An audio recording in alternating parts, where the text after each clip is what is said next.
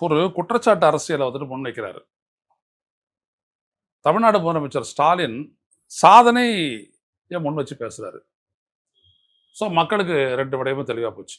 எதையுமே தமிழ்நாட்டுக்கு செய்யாத ஒரு கட்சியினுடைய உள்துறை அமைச்சரான அமித்ஷா இங்க வந்து பேசுறாரு.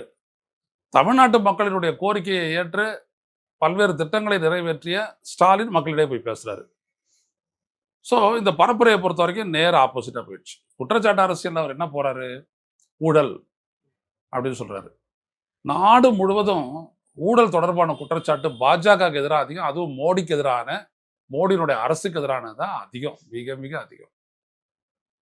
இதை எல்லாரும் சொல்லிட்டு இப்போ சமீபத்தில் கூட பார்த்தீங்கன்னா காம்ப்ட்ரோலர் அண்ட் ஆடிட்டர் ஜெனரல் அவர் கூட சொல்லியிருந்தார், இந்த மாதிரி ஒரு திட்டம் ஒன்று வந்திருக்குது, அந்த திட்டத்தில் வந்துட்டு இவ்வளோ பெரிய ஊழல் நடந்திருக்குது அப்படின்னு வந்துட்டு சொல்றாரு.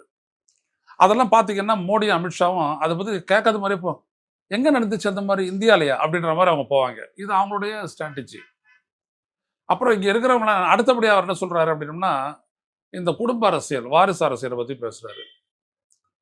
வாரிசு அரசியலை வந்துட்டு தமிழ்நாடு ரிஜெக்ட் பண்ணி இன்னைக்கு சற்றப்ப 50 60 ஆண்டு காலம் ஆகிப்போச்சு. என்னைக்கு ஸ்டாலினை வந்துட்டு 1000 விளக்கு தொகுதியில் அவங்க தேர்ந்தெடுத்தாங்களோ அன்னைக்கு அது முடிஞ்சு போச்சு. என்னைக்கு ஜெயலலிதாவை அவங்க தேர்ந்தெடுத்தாங்களோ அன்னைக்கு ஜெயலலிதா மட்டும் என்னது அடிமட்டத்திலே இருந்துட்டு அப்படியே மேலே வந்து கழகத்தினுடைய அண்ணா திராவிட முன்னேற்ற கொள்கை பரப்புச்சாரு ஆனவங்கள இல்லை இல்லை, அவங்களுக்கு யாரை தெரியும்? எம்ஜிஆர் தெரியும். எம்ஜிஆர் என்ன பண்ணாரு? சேர்த்துக்கிட்டாரு. சேர்த்துக்கிட்டார் என்ன பண்ணாரு?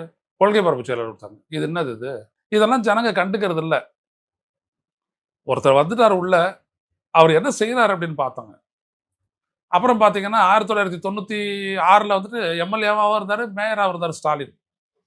அவர் மெட்ராஸில் என்னென்ன செஞ்சார், சென்னை மாவட்டத்தில் என்னென்ன செஞ்சார் அப்படின்றதெல்லாம் பார்த்தோம். அதுக்கப்புறம் அவரை பற்றி யாருமே அந்த குற்றச்சாட்டை சொல்லலை. இதோ இன்னைக்கு இவர் வந்துருக்கிறாரு. இவர் வந்துட்டு என்ன பண்ணிருக்காரு? சேப்பாக்கம் திருவள்ளிக்கேணி தொகுதியில் ஜெயிச்சிருக்கிறாரு உதயநிதி ஸ்டாலின். நிறைய ஓட்லேயே ஜெயிச்சிருக்கிறாரு. இதோ வந்து துணை முதலமைச்சராக வந்துருக்காரு. இவ்வளோ ஸ்போர்ட்ஸ் இந்த மாதிரி ஆக்டிவிட்டிஸ் எல்லாம் இது பண்ணியிருக்காரு. இன்னைக்கு எந்த இளைஞரை கேட்டாலும் உதயநிதி ஸ்டாலின் வேஸ்ட்னு சொல்ல முடியாது. சொல்லுவாங்களா? முடியாது. ஸோ அவங்களுடைய செயல் அவங்களுக்கு வந்துட்டு மக்களிடையே வந்துட்டு ஒரு பிரபலத்தை ஏற்படுத்துது. அதை அவங்க தக்க வைக்கிறது அவ்வளோ சாதாரணமான விஷயம் கிடையாது. அதுக்காக அவங்க ரொம்ப உழைச்சாகணும். யாராக இருந்தாலும் அப்படி தான் உழைச்சாகணும்.